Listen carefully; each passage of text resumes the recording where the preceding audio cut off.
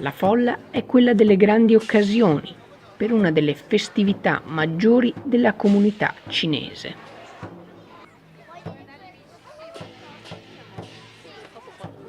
Comincia oggi con il Capodanno, l'anno del cane, e sfila in corteo al suono di un grande tamburo il dragone, accompagnato da 2 leoni per le strade del centro storico.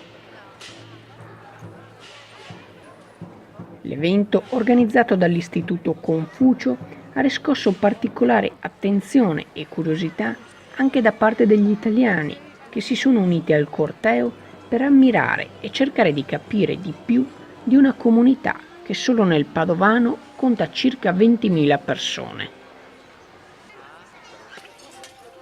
Davanti a Palazzo Moroni incantano poi le danze e le dimostrazioni di maestri e allievi provenienti dal nord-est a tramandare le antiche usanze del popolo del Sollevante.